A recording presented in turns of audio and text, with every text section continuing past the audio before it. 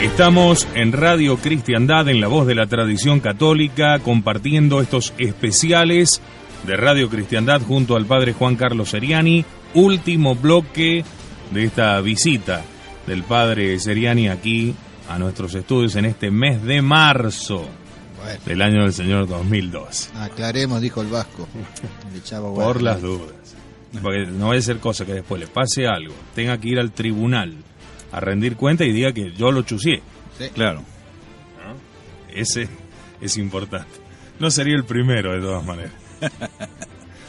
Bueno, padre, muy bien. Estamos ahora por insertarnos entonces en la visión de San Luis María Griñón de Montfort al respecto. Sí, nosotros ya hemos hablado de esto, incluso encuentran todo el trabajo en el blog, ya lo hemos publicado. Aquí traigo solamente un pequeño resumen de el pensamiento de San Luis María, sin poner las citas de sus obras, especialmente el Tratado de la Verdadera Devoción, y hay dos importantes en el Secreto de María. Pero veamos cuál es el pensamiento, entonces veamos en el contexto de lo que vamos diciendo. Claro. Es decir, estamos hablando del periodo de reflorecimiento, supuestamente periodo de restauración en la Iglesia, de que todavía estamos en Sardes, de que vendrá el periodo de reflorecimiento y luego, sí, recién el anticristo. Entonces veamos dónde sitúa San Luis María Griñón de Montfort el triunfo de la Santísima Virgen. Según la tesis de San Luis María Griñón, la manifestación de la Santísima Virgen estaba reservada para los últimos tiempos, como él lo afirma claramente en el Tratado de la Verdadera Devoción. San Luis María pone estos últimos tiempos en relación con la parusía o segunda venida de nuestro Señor. Vayan hilvanando, ¿no? Últimos tiempos en relación con la parusía. Porque podría decir, bueno, están separados. Claro. Una cosa son los últimos tiempos, otra cosa es la parusía.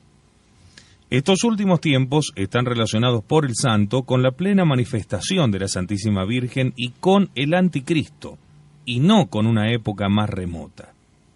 La verdadera devoción marial tiene una connotación apocalíptica esencial. Separarlas equivale a adulterar el mensaje de San Luis y a desnaturalizar la esclavitud mariana. San Luis María comienza su tratado relacionando sin ninguna duda el reino de Jesucristo y su parusía con la devoción a la Santísima Virgen María. Entonces vemos últimos tiempos, parusía, anticristo, reino de Jesucristo, devoción a la Santísima Virgen. Y entonces aquí puedo volver a la pregunta que usted me formulaba y por qué yo baso mi dogma y baso mi devoción, baso mi espiritualidad y mi accionar sobre la Sagrada Escritura, sobre la revelación, sobre el magisterio. Y aquí tenemos cómo San Luis María Griñón de Montfort recapitula todo esto. Entonces, para San Luis, la verdadera devoción marial tiene una connotación apocalíptica esencial. Él comienza su tratado relacionando sin ninguna duda reino de Jesucristo y parusía con la devoción a la Santísima Virgen. O sea que la verdadera devoción a la Santísima Virgen a mí me tiene que llevar inmediatamente a la segunda venida de nuestro Señor y la instauración de su reino. San Luis María precisa, pues, la connotación íntima entre los últimos tiempos y la devoción mariana. La manifestación de la Virgen María es para el santo un hecho que señala claramente los tiempos apocalípticos, los últimos de los cuales nos hablan las Sagradas Escrituras. El santo asocia no solamente la manifestación y el conocimiento de María a la segunda venida de nuestro Señor, sino también que ésta tiene por finalidad hacer reinar a Jesucristo sobre la tierra. No solamente hacerlo venir, hacer reinar. Claro. Entonces, el santo asocia manifestación, conocimiento de María a la segunda venida y esa segunda venida para hacer reinar a Jesucristo sobre la tierra. Insisto, yo suprimí aquí todas las citas, pero ustedes lo tienen en el blog, está en Radio Cristiandad, el trabajo ese que yo hice en base a San Luis María. El pensamiento del santo es claro y su expresión también. Por María llegará el reino de Jesús al fin de los tiempos después de su parusía. Para San Luis María el triunfo es por la parusía y por intermedio de la Virgen. San Luis María identifica parusía y reino de Cristo. Es totalmente claro que el triunfo debe venir por la intervención de Jesucristo en su parusía. Esto excluye el triunfo antes de la parusía, porque además el triunfo es el reino de Cristo sobre la tierra después de la segunda venida. El santo también identifica en sus escritos parusía con triunfo y con reino. Quien no comprenda que San Luis María enseñó esto, no comprende nada sobre la doctrina del santo. Ese es el resumen de todo ese trabajo, donde además cito al Padre Manuel, Fátima, etcétera. Perfecto. Y bueno, y para terminar con los autores sobre el tema del reflorecimiento, de la restauración, para último, también ya lo hemos visto hace poquito, hace un mes o 2 meses, a Monseñor Lefebvre. Entonces hay una serie de textos, primero Monseñor Lefebvre y el fin de los tiempos, y después concretamente aplicado a Roma. Pasamos rápidamente algunas de las citas de Monseñor Lefebvre. En primer lugar, referente a que Roma está en tinieblas. Es una homilía del 29 de junio de 1987 donde dijo: Roma está en tinieblas, en las tinieblas del error. Nos es imposible negarlo. No es un combate humano. Estamos en la lucha con Satanás. Debemos ser conscientes de este combate dramático, apocalíptico en el cual vivimos y no minimizarlo. En la medida en que lo minimizamos, nuestro ardor para el combate disminuye. Nos volvemos más débiles y no nos atrevemos a declarar más la verdad. Cualquier connotancia con la actualidad es mera coincidencia. ¿Sí? Sí. La apostasía anunciada por la Escritura llega. La llegada del anticristo se acerca. Es de una evidente claridad. Perdón, Monseñor Felé diría, la última vez que lo dijo fue en el 87. Sí. Claro. Pero vamos a ver que no. Bueno. Ante esta situación totalmente excepcional, debemos tomar medidas excepcionales. Tiempo de tinieblas, esto lo dijo en un artículo en Fideliter del año 1987, septiembre-octubre, los tiempos de las tinieblas y del descenso en la fe. Uh-huh. Hemos llegado, y la firmeza en la fe. La firmeza en la fe. Tiempo de tinieblas que exigen una firmeza en la fe. Bien. Fermete. Dijo Monseñor Lefebvre, hemos llegado, yo pienso, al tiempo de las tinieblas. Debemos releer la segunda epístola de San Pablo a los tesalonicenses, que nos anuncia y nos describe sin indicación de duración la llegada de la apostasía y de una cierta destrucción. Es necesario que un obstáculo desaparezca. Los padres de la Iglesia han pensado que el obstáculo era el Imperio Romano. Ahora bien, el Imperio Romano ha sido disuelto y el Anticristo no ha venido. No se trata, pues, del poder temporal de Roma, sino del poder romano espiritual que ha sucedido al poder romano temporal. Para Santo Tomás de Aquino se trata del poder romano espiritual, que no es otro que el poder del Papa. Yo pienso que verdaderamente vivimos el tiempo de la preparación a la venida del Anticristo. Es la apostasía, es el desmoronamiento de nuestro Señor Jesucristo, la nivelación de la Iglesia en igualdad con las falsas religiones. El tercer punto se refiere a las dos bestias, o los dos congresos, es una homilía del 19 de noviembre de 1989. O sea que no fue la última vez en el 87.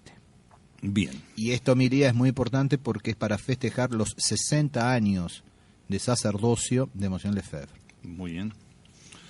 Me parece, dice Monseñor Lefebvre, que tenemos que reflexionar y sacar una conclusión ante los acontecimientos que vivimos actualmente, que tienen bastante de apocalípticos. No debemos olvidar, con ocasión de estos acontecimientos, las previsiones que han hecho las sectas masónicas y que han sido publicadas por el Papa Pío IX. Ellas hacen alusión a un gobierno mundial y al sometimiento de Roma a los ideales masónicos. Esto hace ya más de 100 años. Sabemos muy bien que el objetivo de las sectas masónicas es la creación de un gobierno mundial con los ideales masónicos, es decir, los derechos del hombre, la igualdad, la fraternidad y la libertad, comprendidas en un sentido anticristiano contra nuestro Señor.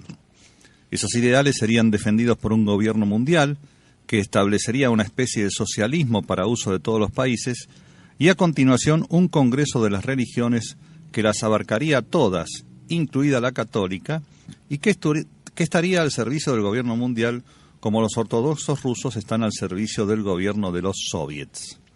Habría dos congresos, el político universal que dirigiría al mundo y el Congreso de las Religiones que iría en socorro de este gobierno mundial y que estaría evidentemente a sueldo de este gobierno. Corremos el riesgo de ver llegar estas cosas. Debemos siempre prepararnos para ello. Ahora bien, la prédica actual de las autoridades de la fraternidad, ¿nos preparan para ello? No, porque esta es otra época que va a ser superada. Otra crisis que se va a solucionar. Ahora, más en particular, Monseñor Lefebvre tiene otros textos también esclarecedores respecto de Roma. Uno primero, Roma ha perdido la fe y está en la apostasía.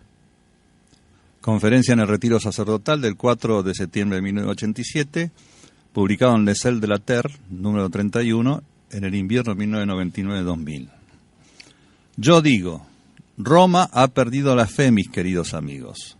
Roma está en la apostasía. Estas no son simples palabras, no son palabras vacías las que digo. Vamos a escuchar a Monseñor Lefebvre. Rome a perdu la foi, mes chers amis. Rome est dans l'apostasie. C'est pas des paroles, c'est pas des mots en l'air que je vous dis, c'est la vérité. Rome est dans l'apostasie. On ne peut plus avoir confiance dans ce monde-là. Il a quitté l'Église, on quitté l'Église, il quitte l'Église. C'est sûr. Repetimos entonces traduciendo. Yo digo, Roma ha perdido la fe, mis queridos amigos. Roma está en la apostasía. Estas no son simples palabras, no son palabras vacías las que digo, es la verdad. Roma está en la apostasía. Ya no podemos tener confianza en ese mundo. Salió de la iglesia, salieron de la iglesia, salen de la iglesia. Es seguro. Ahora, alguien podrá decir, bueno, esto lo dijo el 4 de septiembre del 87 y sin embargo después entró en negociaciones, aceptó que viniese un enviado de Roma para supervisar todas sus obras, llegó a firmar el... Y sí, fue más lejos de lo que en realidad tendría que haber ido. Y lo dijo después. Y entonces es Monseñor Lefebvre el que hay que seguir. Él mismo lo dijo. Si él hubiese continuado con esas conversaciones que inició y que nunca tendría que haber iniciado, digo yo, hubiese sido la operación suicidio. Y hoy en día Monseñor Felé hace exactamente lo mismo. Con el agravante, si se quiere, dos agravantes. Primero, él no es Monseñor Lefebvre, con todo lo que eso implica. Y además, eso lo sabe doña Rosa, la vecina de enfrente, la experiencia es la madre de la vida. Quien se ha quemado con leche ve venir la vaca y sale corriendo. Agreguémosle un tercer agravante y es que el interlocutor es el mismo. Ratzinger. Entonces, Roma ha perdido la fe. Pero si queda alguna duda, el día de las consagraciones episcopales del año 88, ahí, después de haber citado a León XIII, cita a la Santísima Virgen, las apariciones en Quito, y luego cita a Nuestra Señora en La Salette.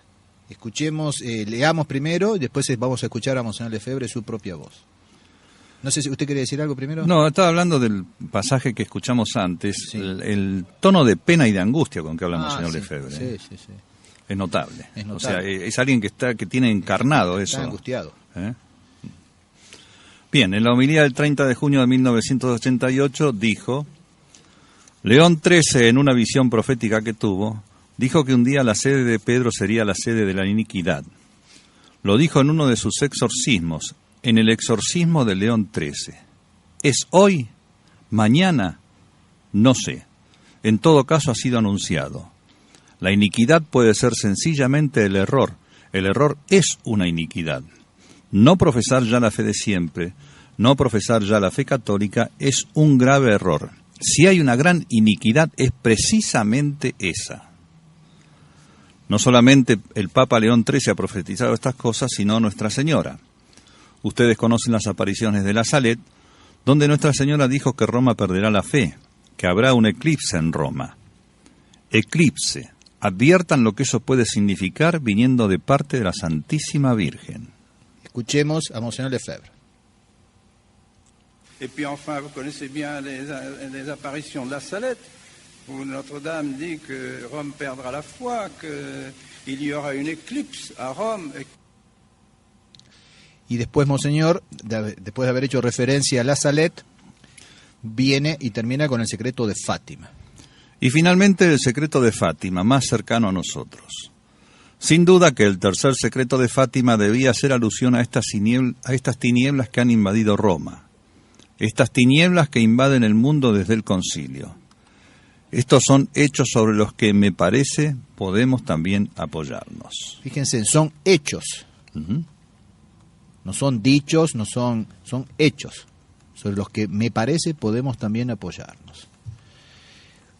Bueno, con eso yo creo que tenemos 9 testimonios. Insisto, me queda, para sacarme el gusto yo personalmente, resumir lo del padre Emanuel, lo de Joseph Pieper, lo de el cardenal Pi, al menos entre los católicos. Hay cosas interesantes también en Dostoyevsky y en Soloviev, sobre la cuestión de si habrá o no un periodo de restauración. Pero creo que queda bien claro de que Sardes se terminó, de que no habrá tal restauración y que ya estamos en Filadelfia. Que nos queda entonces ahora capítulo 3 del Apocalipsis, versículos 7 a 12. Apenas 6 versículos. Volvemos a reiterar que en Tiatira eso es el mensaje más largo.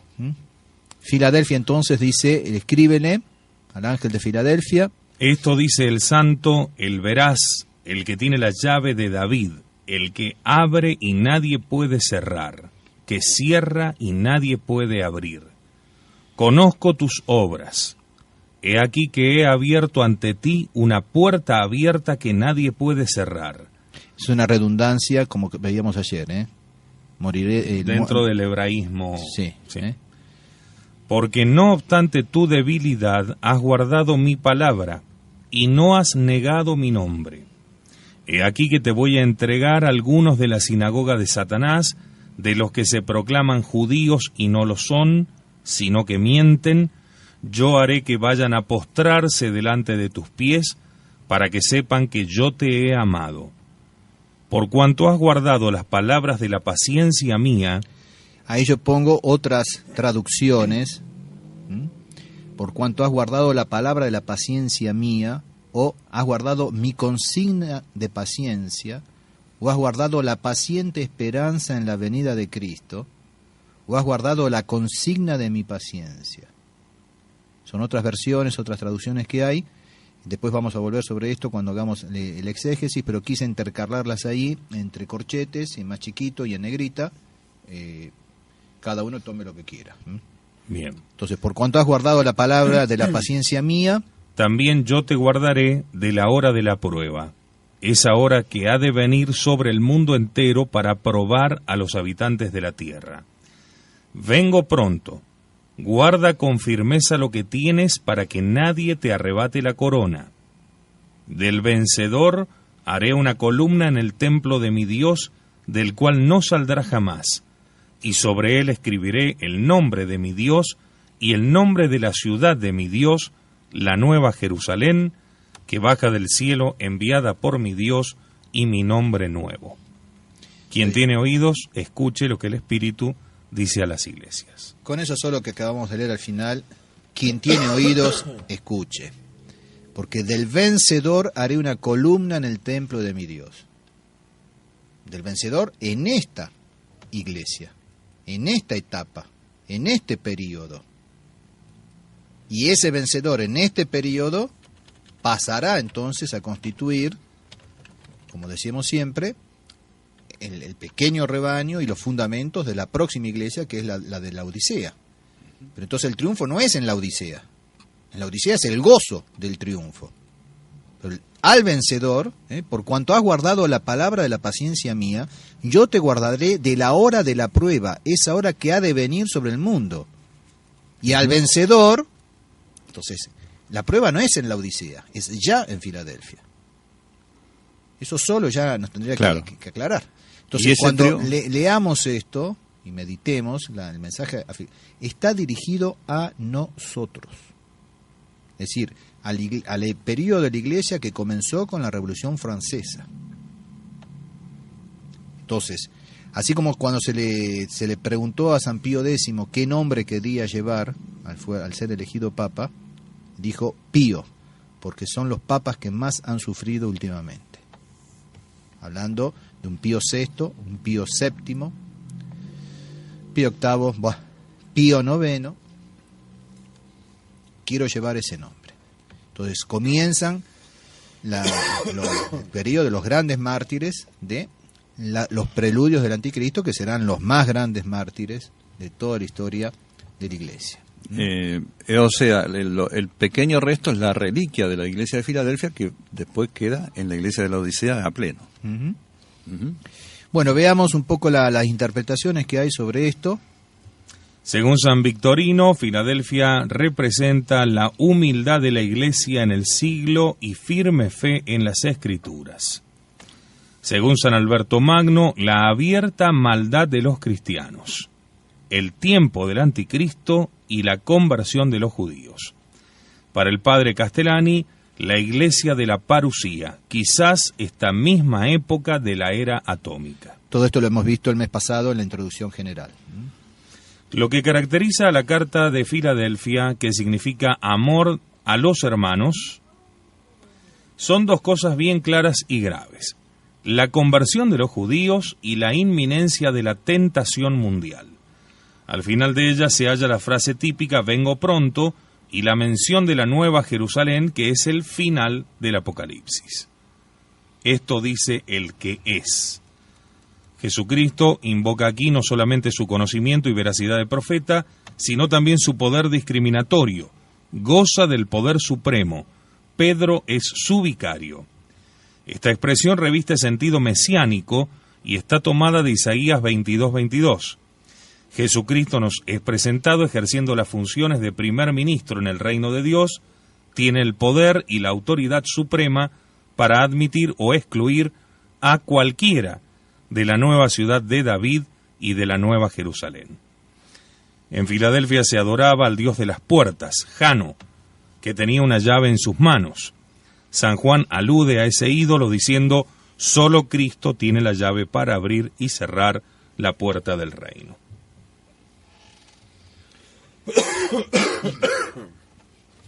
Entonces se habla de una puerta abierta, el versículo 8.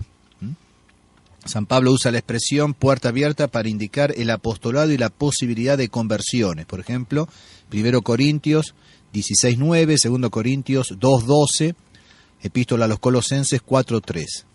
Se me ha abierto una puerta grande y eficaz. Y habiéndoseme abierto una puerta en el Señor, para que Dios nos abra una puerta para la palabra, a fin de anunciar el misterio de Cristo. Entonces esa promesa, que nadie podrá cerrarla, es tanto más preciosa cuanto que se trata de un tiempo de apostasía muy avanzada, pues se anuncia ya la gran persecución. Y la debilidad nos muestra la humildad de los apóstoles de los últimos tiempos, que como San Pablo estarán reducidos a ser la basura de este mundo, y que sin espíritu de suficiencia propia contarán solamente con la gracia. Y eso también hace alusión a esos misioneros de los últimos tiempos, a los cuales hace alusión San Luis María Griñón de Montfort, y la oración abrazada de San Luis María, pidiendo justamente apóstoles para su congregación. El versículo 9 son palabras tomadas de Isaías, capítulo 60, versículo 14. Decía: vendrán a ti encorvados los hijos de los que te humillaron, y se postrarán a las plantas de tus pies todos los que te despreciaron, y te llamarán ciudad de Yahvé, Sión del Santo de Israel. Hace alusión a que, he aquí que te voy a entregar a algunos de la sinagoga de Satanás, de los que se proclaman judíos y no lo son, sino que mienten. Yo haré que vayan a postrarse delante de tus pies, para que sepan que yo te he amado. Hace alusión a la conversión de los judíos. Ese versículo 9, haciendo referencia a las palabras de Isaías, capítulo 60, versículo 14. También la conversión de los judíos en los últimos tiempos está anunciada por San Pablo en forma categórica en la carta a los Romanos 11, 25 hasta el 32. Y ahí viene el famoso versículo 10, que también nos tiene que llenar de ánimo y de un santo fervor, un santo celo. Por cuanto has guardado la palabra de la paciencia mía, traduce Straubinger. Por cuanto has guardado mi consigna de paciencia, traduce Pirot. Por cuanto has guardado la paciente esperanza en la venida de Cristo, traduce Holzhauser. Holzmann. Por cuanto has guardado la consigna de mi paciencia, traduce Castellani. Pero en definitiva, hay algo que guardar, hay algo que conservar, y que reiteradamente se está haciendo a partir de Tiatira, de Sardes y en Filadelfia. Hay algo que se ha recibido y que hay que guardarlo. La palabra de la paciencia mía, mi consigna de paciencia, la paciente esperanza en la venida de Cristo.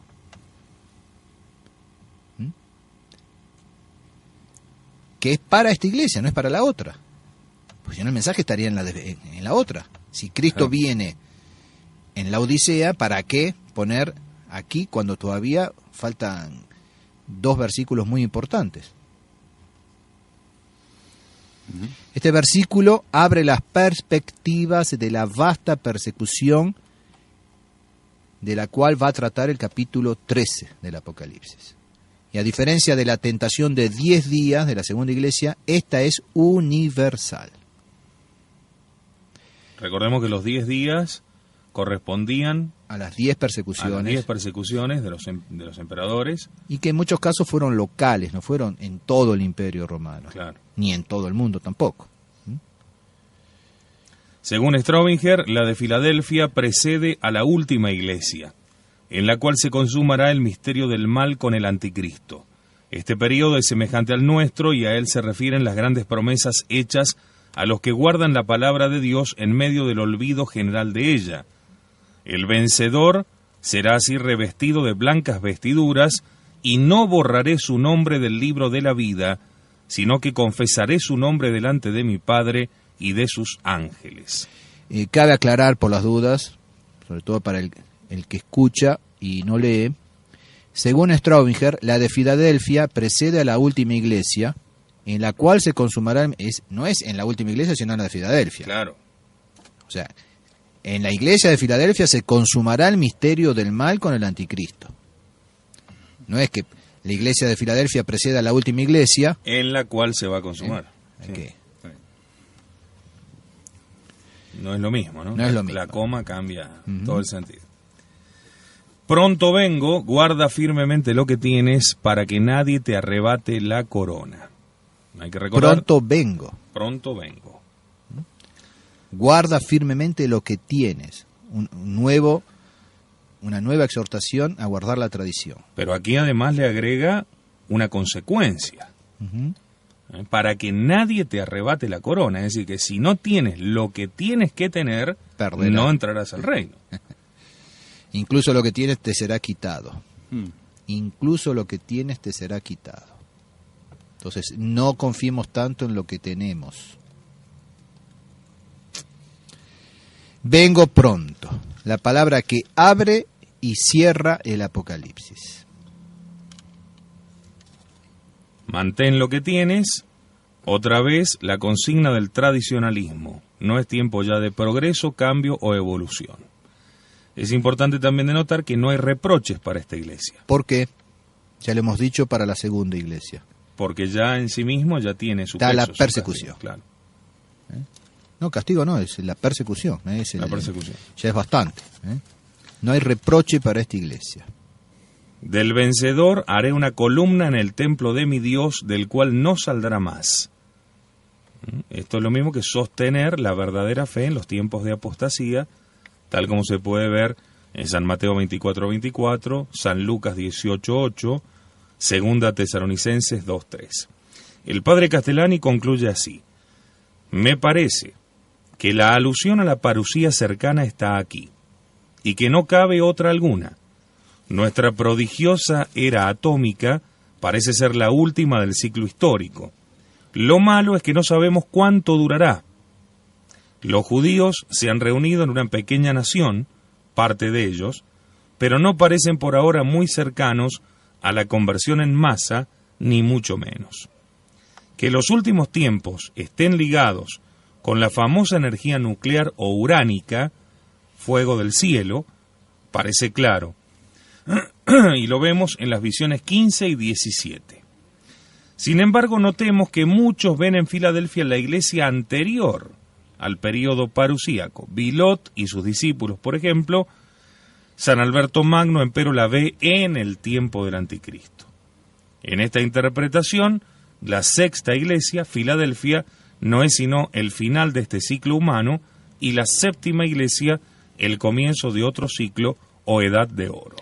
Que a mí me parece que coincide perfectamente con el último versículo. El versículo 12 incluye varias cosas. Del vencedor haré una columna en el templo de mi Dios, del cual no saldrá más. Y sobre él escribiré el nombre de Dios y el nombre de la ciudad de mi Dios, la nueva Jerusalén, la que desciende del cielo, viniendo de mi Dios, y el nombre mío nuevo. O sea, que hace referencia a que es en esta iglesia que va a venir la Jerusalén, de la cual habla el capítulo 21-22 del Apocalipsis. Que eso engancha perfectamente, no sé si han leído, recuerdan, en von Ristel, el arrebato de la iglesia. Claro. Coincidiría perfectamente. Bueno, llegamos a la última iglesia, la Odisea, capítulo 3 del Apocalipsis, versículos 14 a 22. Al ángel de la iglesia de la Odisea escríbele: esto dice el Amén, el testigo fiel y veraz, el principio de la creación de Dios. Conozco tus obras, no eres ni frío ni caliente. Ojalá fueras frío o caliente. Ahora bien, puesto que eres tibio y no frío ni caliente, comenzaré a vomitarte de mi boca. Pues tú dices, soy rico, me he enriquecido, de nada tengo necesidad. Y no sabes que eres un desdichado y miserable y mendigo y ciego y desnudo. Te aconsejo que para enriquecerte compres de mi oro acrisolado al fuego y vestidos blancos para que te cubras y no quede al descubierto la vergüenza de tu desnudez, y colirio para ungir tus ojos a fin de que veas. Yo a los que amo los reprendo y castigo. Ten pues ardor y conviértete. Mira que estoy a la puerta y golpeo. Si alguno oyere mi voz y me abriere la puerta, entraré en su casa y cenaré con él y él conmigo. Al vencedor le concederé sentarse conmigo en mi trono, así como yo también vencí y me senté con mi Padre en su trono. Quien tiene oídos, escuche lo que el Espíritu dice a las iglesias. Bueno, entonces según el padre Castellani, la Odisea no puede ser sino la iglesia de los 1000 años, o sea, desde el retorno de Cristo hasta el juicio final. Y agrega, lástima que esta interpretación es la que dan los llamados milenistas, que entienden literalmente y no alegóricamente el capítulo 20. O sea, lástima porque nos meten a todos dentro de la misma bolsa sin distinguir. Los otros ponen esta iglesia antes de la parusía, se encuentran rasgos que le convienen muy bien también. La Odisea significa juicio de los pueblos, que puede referirse al juicio final, pero también puede tener el sentido del juicio dado a los pueblos, o sea, el gobierno democrático. Papá. San Hipólito Mártir dice en su comentario que en los últimos tiempos los reinos serán democracias, gobiernos sedicentes del pueblo. De esas profecías nadie habla, No. nadie las cita. Pecado mortal. No es políticamente correcto. El amén, el testigo fiel y veraz, la verdad misma. En Isaías 65:6 se dice el Dios de amén. Cristo es llamado el veraz, también en muchos otros lugares. El principio de la creación de Dios es también por lo mismo su fin y su consumación. Conozco tus obras, no eres ni frío ni caliente. Algunos ven en la tibieza una alusión a las aguas de las termas de la Odisea, que son imagen de ese estado espiritual falto de amor e ideal en que esa iglesia se arrastra en una mediocridad contenta de sí misma, y que es peligrosísimo para el alma y termina por conducirla al abismo de todos los excesos. La primera encíclica del Papa Pío XII reproduce este tremendo pasaje y dice: ¿no se le puede aplicar a nuestra época esta palabra del Apocalipsis? La tibieza irá invadiendo esta iglesia, que realmente se creerá rica, y llegará un tiempo en que no tendrá ni la frialdad del paganismo, que es susceptible de ser calentado, ni el calor prístino de la caridad cristiana. Pero está en la boca de Cristo. Es el reino de Cristo confesado por todos, pero no vivido. Una cosa fría puede comerse y puede calentarse. Es una cosa natural y en cierto modo sana. Pero en los últimos tiempos se resfriará la caridad de muchos, dejándoles convertidos en esa cosa nauseante que hoy vemos, el neopaganismo con barniz de cristianismo, cosa de asco. El neopaganismo es apostasía larvada, es haber rechazado a Dios y lo sobrenatural, conservando el ropaje de la fe católica, convertido en estética, convención, rutina y mitología. Sigue diciendo: de este caldo surgirá el anticristo, que será la violenta expulsión de la boca de Dios de todas esas aguas muertas. Esta amenaza corresponde a la gran apostasía anunciada por San Pablo y por el mismo Jesucristo. Vomitarlo Dios a uno de su boca es la peor amenaza. Menos mal que no dice te vomitaré, lo cual sería la condenación total, sino comenzaré a vomitarte. Por suerte el vómito no se consumará. Los que hagan penitencia serán salvos a través de terribles dolores. Pues tú dices: yo soy rico, yo me he enriquecido, de nada tengo necesidad, y no sabes que tú eres desdichado y miserable y mendigo y ciego y desnudo. Todo eso hace referencia, ¿no es cierto?, porque uno puede confundirse, o es evidentemente la última iglesia, no es profecía hasta que no comience bien a cumplirse, pero es perfectamente compatible ese aparente, ¿no es cierto?, volver para atrás del padre Castellani. O sea, si ya vino el anticristo, ya fue vencido, entonces viene el reino milenario, pero puede perfectamente, justamente en ese reino milenario, suscitarse esa tibieza que provocará que el demonio, no ya el anticristo, sino el demonio, sea soltado por un tiempo, que reúna todo un ejército, Gog y Magog, de los 4 puntos de... Todo eso está en el capítulo 20 del Apocalipsis, en su momento lo veremos, y el ejército, el campamento de los católicos, de los cristianos, es rodeado, pero no llega a entablarse guerra. Hay rumores de guerra y finalmente nuestro Señor termina por reducir definitivamente y encarcelar para siempre en el infierno al demonio.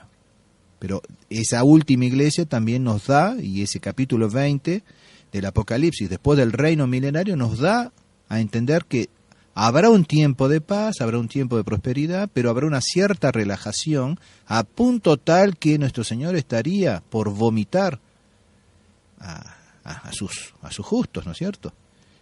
Y para escarmentarlos, suelta nuevamente al demonio, que reúne un ejército de los 4 puntos, pero no llega a entablarse el combate. Y ahí ya es la Jerusalén celestial definitiva. Quien vea, verá. a quien le toque la época. Ujú. De todas maneras, es indudable, a nadie se le escapa, que ni siquiera el padre Castellani logró visualizar con prontitud, así como se ve claramente en las otras iglesias, posiblemente porque se ven una vez pasado el hecho, y nosotros estamos en ese transcurrir, y se haga difícil. Pero hay notas que coinciden de nuestra época con la Odisea y notas que coinciden con Filadelfia. Es decir, está mezclado, porque tampoco se nos puede escapar demasiado que el reino milenario es un reino de gloria, es un reino de santidad, de abundancia de la gracia, no es el reino de los salvados, hay viadores también obviamente, y que correspondería esta imagen a una última porción de aquel milenio por llamarle de algún modo, esos 1000 años. Y que sin embargo no coincide con, digamos, o coincidiría mejor con nuestra actual visión, ese ser miserable, desdichado, mendigo, ciego, desnudo, dice: yo soy rico, no necesito de Dios, ¿no? Yo me he enriquecido, de nada tengo necesidad, y no sabes que tú eres desdichado. Por eso me parece que hay notas coincidentes y que no se logra dilucidar en cuál de las dos estamos. Porque también esos 1000 años, con un final así tan abrupto, que va a existir. Yo creo que hay, por supuesto, tampoco no es todo clarísimo ni todo aceptable así a rajatabla, pero yo creo que también hay cosas muy luminosas en Var Ristel respecto de esto. Con la cuestión del arrebato de la iglesia y demás, hay cosas interesantes. Pero lo que no puede quedar lugar a dudas, no puede dejarle... que no estamos en Sardes. No, eso está claro. Eso está clarísimo. Y bueno, y estamos en Filadelfia. Entonces, ¿cómo va a terminar Filadelfia? ¿Cómo va a comenzar Porque la ciertamente Odisea? hay notas de Filadelfia que tampoco se han terminado de cumplir. Es decir, no podemos decir que estamos en la Odisea. No, de ninguna manera. No. Eso segurísimo que no. Acá la duda es cómo se pueden aplicar todas estas cosas de la Odisea a lo que sería después del triunfo sobre el anticristo. Incluso lo que acaba de decir el padre Castellani, ¿no es cierto? O sea, le da a entender como que el anticristo va a venir en la Odisea. Entonces, que puede ser que la Odisea sea en un comienzo el triunfo definitivo de nuestro Señor sobre el anticristo y el falso profeta, el encarcelamiento del anticristo, un periodo justamente de prosperidad y más que lleve a la gente a una relajación moral, etcétera, un entibiamiento, la amenaza entonces del vómito, soltando al anticristo nuevamente, y después sí ya la resolución final. Puede ser. Sí. Veremos, Sí. veremos. Aquí en la Odisea ya no se lo escucha decir vengo pronto, ni... No, y quien va leyendo el Apocalipsis también ha sido suprimido el que era, el que es, el que vendrá. Y el viniéndose. No, Eso el ya no viniéndose aparece, ya es el que era y el que es. Ni el guarda lo que tienes, vengo pronto, No. también desaparece. Al contrario, te aconsejo que compres oro acrisolado, etcétera. Estoy a la puerta O sea, y llamo. indica el modo de convertirse y hacer penitencia. Bueno, y da toda una serie de indicaciones así sobre la exégesis, lo que significa el colirio, los vestidos blancos, etcétera. Y termina con esa admonición: yo reprendo y castigo a todos los que amo. Ten pues ardor y conviértete, mira que estoy a la puerta y llamo.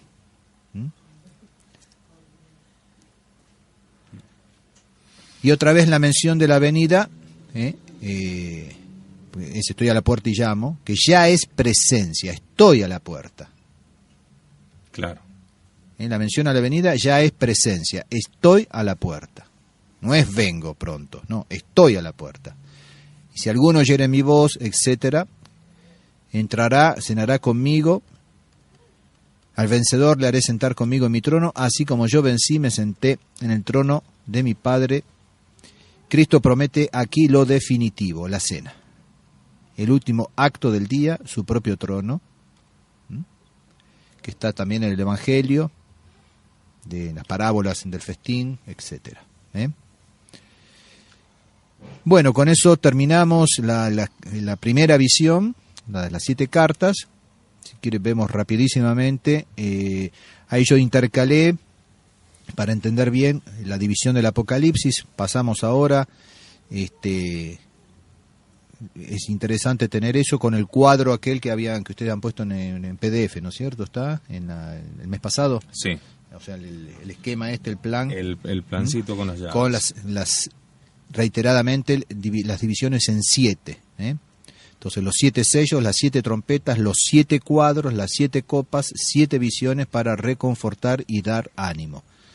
Y la segunda visión nos va a presentar el lugar de las decisiones divinas. Esto es muy interesante y nos va a presentar el libro de los sellos y al Cordero. Son el capítulo 4 y 5 del Apocalipsis. Entonces, después de haber visto lo que pasa en las 7 iglesias, comenzamos a considerar lo que sucederá. Y antes de comenzar con las pruebas y las sanciones, tiene lugar una visión para reconfortar. Esto ya lo hemos dicho en la introducción general. Normalmente, después de una admonición, una exhortación, de una presentación de algo realmente fuerte, duro, San Juan intercala una visión para reconfortar, para dar ánimo, para dar optimismo. Entonces, antes de comenzar con las pruebas y con las sanciones, tiene lugar una visión para reconfortar. Esta visión nos hace ver el lugar de las decisiones divinas. El capítulo 4. El libro de los 7 sellos, que abrirá el Cordero, muerto y resucitado, en el capítulo 5. Entonces, el capítulo 4 nos muestra el trono de Dios. Una visión magnífica, que realmente hay que leerla, hay que meditarla y en los momentos justamente a lo mejor de desánimo, volver aquí, a este capítulo 4 del Apocalipsis, del cual hay una parte que está tomada justamente en la fiesta de Cristo Rey.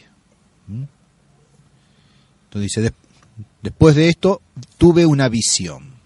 He aquí una puerta abierta en el cielo, y aquella voz que había oído antes, como voz de trompeta que hablara conmigo, dijo: Sube acá y te mostraré las cosas que han de suceder después de estas. Entonces, sube acá. Entonces, la primera visión de las 7 iglesias era en la tierra. Esta va a ser en el cielo. ¿Se acuerdan que les dijimos el mes pasado? Algunas visiones son en la tierra, otras en el cielo y otras en un lugar intermedio. Aquí no. Sube acá, te mostraré las cosas que han de suceder después de estas. Al instante me hallé allí en espíritu. Vi un trono erigido en el cielo y uno sentado en el trono. El que estaba sentado era de aspecto semejante al jaspe y al sardónico, y un arco iris alrededor del trono de aspecto semejante a la esmeralda. Vi 24 tronos alrededor del trono, y sentados en los tronos a 24 ancianos con vestiduras blancas y coronas de oro sobre sus cabezas. Del trono salían relámpagos, voces y truenos. Delante del trono había 7 lámparas de fuego encendidas, que son los 7 espíritus de Dios. Delante del trono, como un mar de vidrio semejante al cristal. En medio del trono y en torno al trono, 4 vivientes, llenos de ojos por delante y por detrás. El primer viviente era semejante a un león, el segundo viviente semejante a un becerro, el tercer viviente con rostro como de hombre, el cuarto viviente semejante a un águila que vuela. Los 4 vivientes tienen cada uno 6 alas, están llenos de ojos todo alrededor y por dentro, y repiten sin descanso día y noche: Santo, Santo, Santo, el Señor Dios, el Todopoderoso, aquel que era, que es y que va a venir. Y cada vez que los vivientes dan gloria, honor y acción de gracias al que está sentado en el trono y vive por los siglos de los siglos, los 24 ancianos se postran ante el que está sentado en el trono y adoran al que vive por los siglos de los siglos, y deponen sus coronas delante del trono diciendo: Eres digno, Señor y Dios nuestro, de recibir la gloria, el honor y el poder, porque tú has creado todas las cosas. Por tu voluntad tuvieron ser y fueron creadas. Es magnífico esa visión. El que diga que el Apocalipsis desanima o es pesimista es porque no leyó esto. O si lo leyó no lo entendió. Lo que pasa es que esto es en el cielo y ellos quieren el trono en la tierra, padre. Sí, bueno, espera. Entonces estos dos capítulos, tanto el cuarto como el quinto, se inspiran en los profetas, especialmente en Isaías, el capítulo 6, Ezequiel, el capítulo 1, y Daniel, el capítulo 7. Yo puse ahí las citas de Isaías, de Ezequiel y sobre todo de Daniel. Ya quedarán ahí para no tener necesidad de ir a buscarlas. Consideremos que el rapto de San Juan al cielo dura hasta el fin del capítulo 9. O sea, todo el capítulo 4, 5, 6, 7, 8 y 9. Y le dice que suba al cielo para contemplar las cosas que han de suceder. Esas cosas que han de suceder comenzarán en el capítulo 6. Después de la visión, capítulo 4 y 5, comenzarán las cosas con la apertura de los sellos. Inmediatamente en el capítulo 5 él va a ver el libro de los 7 sellos. Igual expresión utiliza Daniel, el capítulo 2, versículos 29 y 45, y tal parece ser el objeto principal del Apocalipsis en cuanto profecía. Hay que confrontar 1.19, ya lo hemos visto, escribe pues lo que hayas visto, o sea, la visión introductoria, lo que es, lo contenido en las 7 cartas, y lo que debe suceder después de esto. Es decir, el objeto de la nueva visión que comienza en el capítulo 4. Hay que tener en cuenta esto, o sea, volver, decir, bueno, escribe lo que hayas visto. Visión introductoria, capítulo 1, versículos 12 a 16. Lo que es, lo que está sucediendo, las 7 cartas a las iglesias que ya hemos visto, lo que debe suceder después de esto, capítulo 4, 5, que comenzará en el capítulo 6. Bueno, y esta segunda visión, que ya hemos leído el texto, se abre con lo que los judíos llamaban la gloria de Dios, es decir, el trono de la deidad rodeada de símbolos majestáticos. Esta visión permanece como trasfondo durante todo el curso de la profecía, marcando su carácter. Son los sucesos del mundo a la luz del gobierno divino. Es decir, empezarán a partir del capítulo 6, con la apertura de los sellos, lo que pasa en el mundo, pero tal como se ve desde el cielo. Entonces eso también nos tiene que justamente dar ánimo. Esto está presente a Dios. Claro. Esto que estamos viviendo hoy nosotros, el 6º sello, ya está desde toda la eternidad en la mente de Dios. Dios ya lo sabe y nos lo ha querido revelar para que lo supiéramos. Y por eso dice que permanece como trasfondo durante todo el curso de la profecía, marcando su carácter. Son los sucesos del mundo a la luz del gobierno divino. En los ancianos han visto los santos padres a los 12 patriarcas y los 12 apóstoles, los representantes y reyes de la historia religiosa del mundo. Los animales o vivientes aparecen como seres celestiales semejantes a aquellos que vieron los profetas como serafines y querubines. Los innumerables ojos significan su sabiduría, las alas la prontitud con que cumplen la voluntad de Dios. Más tarde se comenzó a tomarlos como símbolos de los 4 evangelistas. Sus rostros se acomodan al inicio de sus respectivos evangelios. Eso lo saben, ¿no? Sí. Bueno, o sea que San Mateo es el hombre, San Marcos es el león, San Lucas es el toro y San Juan el águila. Después viene ya el capítulo 5 y acá tenemos que ir haciendo separaciones porque hemos visto el lugar donde sucede el dictamen de Dios. Ahora, capítulo 5, los primeros 5 versículos, el libro de los 7 sellos. Y dice así: Vi también en la mano derecha del que está sentado en el trono un libro escrito por dentro y por fuera, sellado con 7 sellos. Y vi a un ángel poderoso que proclamaba con fuerte voz: ¿Quién es digno de abrir el libro y desatar sus sellos? Pero nadie era capaz, ni en el cielo, ni en la tierra, ni bajo tierra, de abrir el libro, ni aun fijar los ojos en él. y yo lloraba mucho porque no se había encontrado a nadie digno de abrir el libro ni fijar sus ojos en él. Pero uno de los ancianos me dijo, no llores, mira, ha triunfado el león de la tribu de Judá, el retoño de David. Él podrá abrir el libro y sus 7 sellos. Entonces, después de ese escenario majestuoso, San Juan pone en dramático movimiento su visión. Aparece el libro con los 7 sellos. Ese libro, enseña el padre Castellani, contiene los planes de Dios sobre el mundo. El ángel que tantas veces intervendrá es el espíritu de profecía. Entonces nadie era capaz de abrir, de desatar esos sellos, salvo el retoño de David, el león de la tribu de Judá, es decir, nuestro Señor. Versículos 6 y 7, entonces aparece ahora el cordero degollado. Entonces vi de pie en medio del trono y de los 4 vivientes y de los ancianos un cordero como degollado. Tenía 7 cuernos y 7 ojos, que son los 7 espíritus de Dios enviados en misión por toda la tierra. Y se acercó y tomó el libro de la mano derecha del que está sentado en el trono. Entonces veamos cómo San Juan sustituye la apelación de Cristo, Hijo del Hombre, por la de Cordero muerto y resucitado. La redención ya fue operada. Cristo delante de Caifás ya se había declarado Hijo de Dios. Ahora es el Cordero que, muerto y resucitado, es el león de la tribu de Judá que ya ha vencido. El Cordero y el libro significan el dominio profetal de Cristo sobre todos los acontecimientos históricos y su triunfo y reino final. Están los 7 sellos.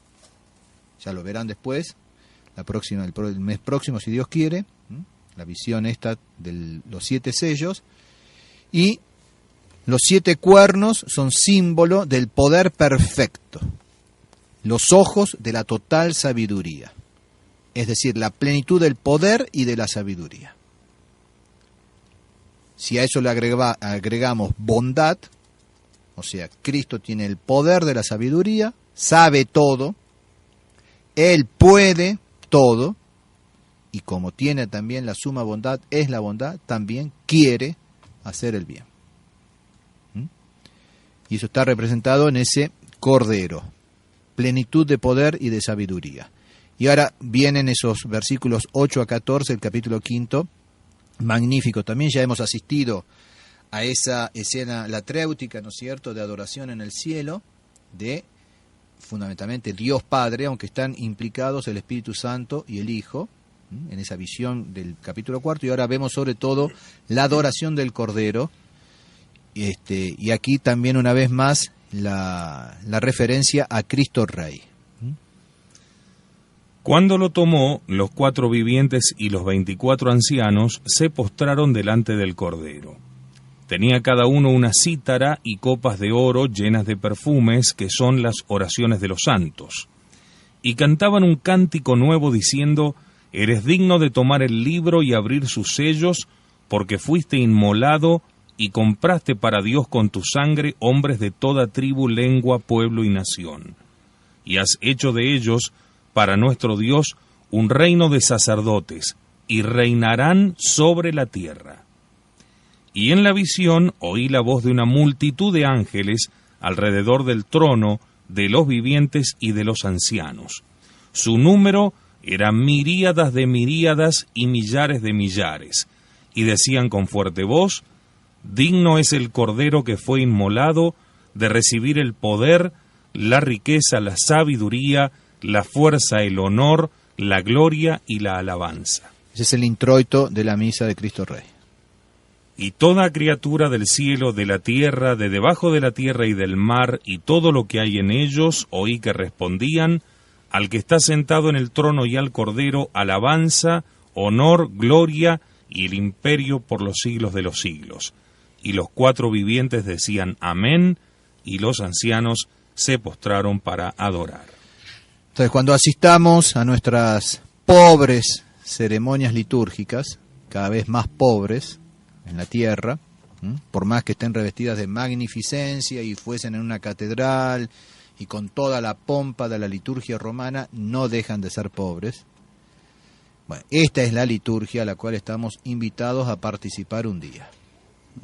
Pero eso se prepara desde ahora. Entonces, cuanto más pobres tengan que ser hoy por hoy debido a la persecución y a la apostasía de la iglesia oficial y a la traición de la tradición, pues todo eso es consecuencia, bueno, con más razón tenemos que anhelar de asistir un día a esta liturgia celestial. Y estamos invitados a ello. Y tal vez lo que tengamos que sufrir, lo que estamos sufriendo en estos momentos, y tal vez, si lo sabemos aceptar bien y aprovecharlo, nos merezca el participar un día de ahí. Entonces el Cordero va a abrir los sellos y va a revelar el futuro. Y con esa ceremonia latréutica inaugura San Juan la lectura del libro, es decir, la revelación. O sea, ese mismo Apocalipsis. El Apocalipsis. Entonces las visiones de San Juan tienen un prólogo en el cielo, el más solemne y repicado que se puede imaginar. Su procedencia es directa de Dios, su alcance es universal. Y desde el comienzo de la apertura de los sellos hasta la Nueva Jerusalén, del capítulos 21 y 22, se van a desenvolver símbolos de sucesos trascendentes que realmente comprometen al cielo con la tierra. Y Dios mediante empezarán a verlos con el Padre Grosso dentro de un mes, con la visión del libro de los 7 sellos. Muy bien. Bueno, muchas gracias, Padre. Al contrario, por esta visita aquí en los especiales de Radio Cristiandad. Hoy hay misa, hoy ya se va. Ya me voy, sí, ya me voy, pero vuelvo dentro de 10 días, así que tengo que ir a arreglar un poco mis cosas y el sábado 31, Dios mediante, estoy de vuelta. Perfecto, muy bien. Misa hoy a las 18. 18 en la casa de la familia Ledesma. En la casa de la familia Ledesma, muy bien. Muchas gracias, le pedimos su bendición para terminar con estos especiales. Que Dios los bendiga, como digo siempre, que la Santísima Virgen los proteja y que el buen San José los guíe. Muy bien, muchas gracias, Luis Manzano. Pues gracias a ustedes. Muchas gracias en la próxima. También a todos los que han estado conectados, preguntando y demás a través de los distintos métodos para estar conectados con la radio. Muchas gracias. Será entonces hasta el próximo encuentro aquí en Radio Cristiandad con los especiales.